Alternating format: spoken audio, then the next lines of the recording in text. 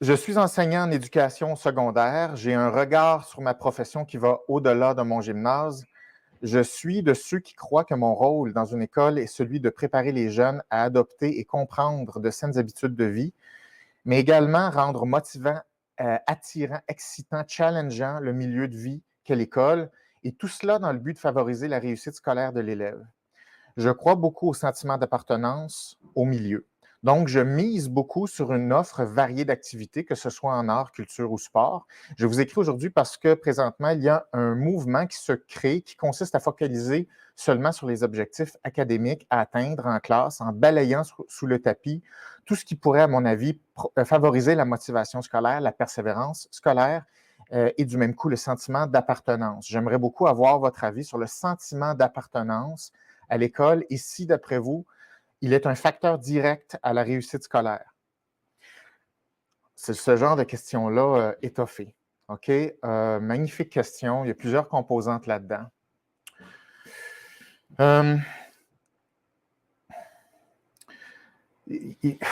OK.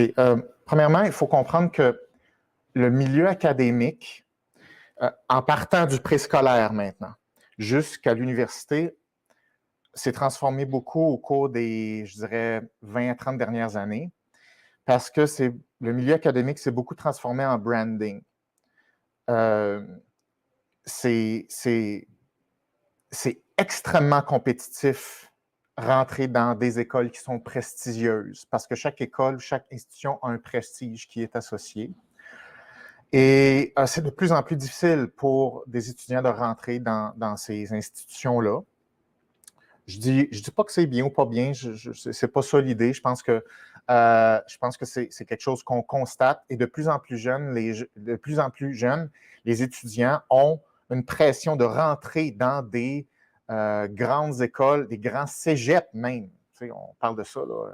Il y en a beaucoup qui font de l'anxiété de performance reliée aux notes, dans quel cégep ou dans quelle université, dans quelle école secondaire, je vais être admis. Donc, il y a de plus en plus d'enjeux autour du branding et l'école et du symbole que c'est. Ça, c'est une chose. Donc, ça veut dire qu'évidemment, ça met l'emphase sur les critères de sélection primaire pour passer d'une institution à l'autre. Donc, évidemment, c'est une tendance qui va en s'accentuant, c'est-à-dire miser sur des performances scolaires. Okay?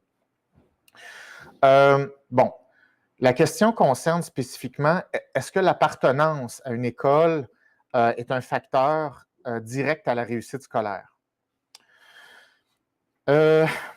Bon, l'appartenance, mettons qu'on dit, selon la théorie de l'autodétermination, OK, qui explique la motivation humaine, OK, parce que mettons qu'on va mettre en lien, mettons on va prendre pour acquis que plus une personne est motivée à étudier, à réussir dans le milieu académique, ben, plus elle est motivée, ben, plus ses chances sont grandes qu'elle investisse de l'effort pour, dans les faits, réussir. Donc, mettons qu'on associe ça à un certain facteur de motivation. Donc, il y a 3 piliers de la motivation. Il y a l'autonomie, il y a la compétence et il y a l'appartenance. En fait, les relations, ce qu'on appelle l'affiliation. Donc, il y a cette composante-là motivationnelle dans la compétence, dans la motivation. Donc, ça veut dire, oui, dans les faits, quand on se sent en relation avec des gens, on se sent en relation avec un groupe, on est bien connecté, ça joue sur la motivation. Donc, OK, on pourrait dire théoriquement, ça tient la route. Mais ce qui me chicote, c'est plus la notion concrète du truc, OK? Parce que la question, c'est est-ce que l'appartenance à l'école va influencer la réussite? Si c'était possible, une forte appartenance à l'école, je pense que ça pourrait, mais la question, c'est est-ce que des jeunes créent une appartenance à ce point forte à une école ou une institution qui est une entité au point où ça va influencer la motivation?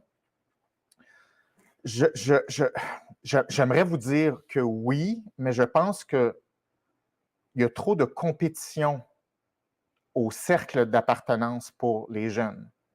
Parce que faut se mettre dans la peau d'un humain. Un humain, ça veut appartenir à ce qui lui apporte le plus en termes d'énergie, de motivation, de sens, de gain, de prestige, de fierté, d'évitement de conséquences négatives. Donc, tout ça, ça va influencer les groupes auxquels une personne veut appartenir.